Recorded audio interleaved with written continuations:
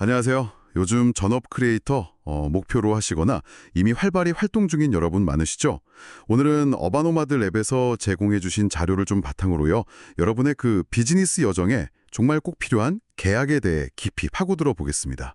조금 딱딱하게 느껴질 수도 있는데 그래도 여러분의 권리와 성공을 지키는 핵심 열쇠니까요. 네, 맞아요. 계약이라는 게 그냥 서류 한 장, 뭐 그런 형식적인 절차가 아니고요. 서로의 약속을 분명히 하고 또 예상치 못한 문제를 막아주잖아요. 그리고 무엇보다도 이 신뢰를 쌓는 아주 중요한 기반이 됩니다. 오늘 이 다료들 통해서 계약의 기본부터 실질적인 부분까지 좀 명확하게 짚어드릴게요. 좋습니다. 그럼 바로 시작해 볼까요? 근데 사실 그냥 말로 약속해도 되지 않나? 뭐 이런 생각도 드는데 왜 계약서가 꼭 필요한 걸까요? 어바노마드 랩 자료에서도 이 부분을 되게 강조하던데요. 아, 그거 정말 중요한 질문인데요. 특히 이제 창작 분야에서는 그 결과물의 권리나 아니면 대금 지급 같이 좀 민감한 부분 있잖아요. 네, 그런 부분에서 오해가 생기기가 참 쉬워요. 계약서는 이런 문제가 딱 생겼을 때 우리가 이렇게 약속했다는 걸 보여주는 명확한 증거가 되거든요. 그래서 여러분을 보호해주죠. 또 민법상 신의 성실의 원칙이라는 게 있어서 계약 내용을 성실히 이행할 법적 의무도 생기고요. 아시겠지만 구두 약속은 뭐 나중에 입증하기가 정말 어렵습니다. 아, 그렇군요.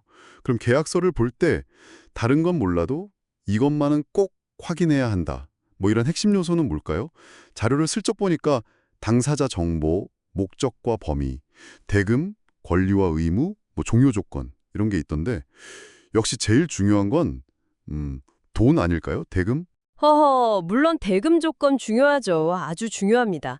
근데요, 어바노마들 랩 자료를 분석해 보니까 크리에이터 분들이 가장 흔하게 어려움을 겪는 부분 중 하나가 바로 그 계약 목적 및 범위의 모호함이라고 하더라고요. 그러니까 어떤 결과물을 언제까지 또 어떤 형태로 전달할지 아주 구체적으로 명시해야 해요. 예를 들면 뭐 시한 수정은 3회까지 가능하다 이런 식으로요. 아, 네, 그리고 대금 역시 총액만 딱 적는 거 아니라 지급 시기, 방법, 또 부가세 포함 여부, 심지어 지급이 늦어졌을 때 연체율 있잖아요. 뭐 연 몇 퍼센트 이런 것까지 꼼꼼히 명시하는 게 좋습니다. 범위 설정이 진짜 중요하겠네요. 나중에 이것도 해주셔야 되는 거 아니에요? 이런 말이 나올 수도 있으니까. 그럼 종료나 해지 조건도 미리 정해두면 좋겠고요. 자료에 나온 것처럼 일방적 해지 시 위약금 이런 조항 말이에요. 근데 여기서 해지랑 해제 이게 법적으로 좀 다르다고 자료에서 강조하던데 간단히 설명해 주실 수 있나요? 네, 좋은 지적이세요. 그게 간단히 말하면요. 해지는 계약을 앞으로 그만두는 거예요. 장래효라고 하죠. 그리고 해제는 계약을 아예 처음부터 없었던 것으로 돌리는 효과가 있어요. 소급효라고 합니다. 그래서 뭐 위약금이나 원상회복 범위 같은 데서 차이가 날 수 있어서 구분해서 이해하는 게 중요합니다. 아하, 그렇군요. 그럼 크리에이터들이 주로 어떤 종류의 계약을 만나게 되나요? 음, 주로 컨텐츠 제작이나 컨설팅 같은 서비스를 제공하는 용역 계약이 많고요. 또 자신의 창작물 사용을 허락하는 라이선스 계약도 흔하죠. 그리고 좀 민감한 정보를 다룰 때는 비밀 유지 계약, 그러니까 NDA라고 하죠. 그것도 필수적이고요. 어바노마들 랩 자료에 따르면 특히 라이선스 계약 시에는 사용 기간이나 허용 범위, 뭐 예를 들어 지역이라든지 매체 같은 걸 아주 명확히 정하지 않으면 나중에 예상치 못한 저작권 분쟁에 휘말릴 수 있다고 경고하고 있어요. 그렇군요. 근데 만약에 약속대로 일이 진행되지 않으면 어떡하죠? 그 내용 증명이라는 걸 보내기도 한다던데 이게 정확히 뭔가요? 좀 생소하게 들리네요. 아, 내용 증명이요? 네, 그건 우체국을 통해서 내가 이러이러한 내용을 언제 누구에게 보냈다는 사실을 공적으로 증명하는 제도예요. 뭐 법적 조치를 하기 전에 상대방에게 정식으로 문제를 제기하고 약속 이행을 촉구하는 약간 경고 같은 의미도 있고요. 나중에 혹시라도 소송까지 가게 될 경우에 중요한 증거 자료로 활용될 수도 있습니다. 여기서 중요한 건 감정적인 내용보다는 사실관계랑 요구사항을 명확하게 적는 거예요. 내용 증명을 보냈는데도 해결이 안 되면 그럼 결국 법정까지 가야 하나요? 꼭 소송만 있는 건 아니에요. 중재라는 방법도 있습니다.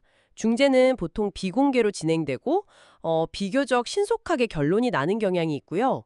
소송은 이제 법원의 판결을 통해 강제 집행이 가능하지만 시간이 좀 더 오래 걸릴 수 있죠.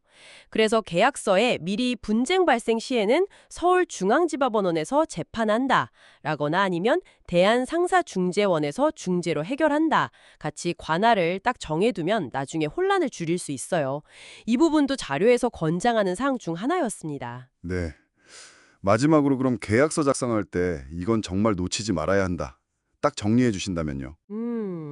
일단 명확한 단어 사용이 기본입니다. 애매한 표현은 나중에 분쟁의 씨앗이 되니까요. 그리고 주요 조건들, 특히 돈과 관련된 부분은 숫자로 명확히 기재하고요. 가능하다면 역시 법률 전문가 검토를 받는 것이 가장 안전하겠죠. 시간과 비용이 들더라도요. 그리고 너무 당연한 얘기지만 서명하기 전에는 모든 내용을 정말 꼼꼼히 읽어보셔야 하고요. 만약 수정사항이 있다면 반드시 양측이 확인한 후에 기록으로 남겨야 합니다. 계약서 사본 보관도 잊지 마시고요. 네, 오늘 어바노마들 랩 자료를 바탕으로 계약에 대해 정말 알차게 살펴봤네요. 계약, 이거 잘 활용하면 여러분의 창작 활동을 아주 든든하게 지켜주는 방패가 될 수 있을 겁니다. 맞습니다. 계약을 너무 어렵거나 번거롭게만 생각하지 마시고요.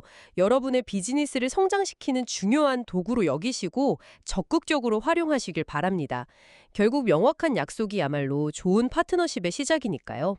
자, 오늘 이야기를 들으셨으니 다음번 계약을 앞두고 계시다면 여러분은 이것만큼은 정말 확실히 해야겠다고 생각하는 조항은 무엇인가요?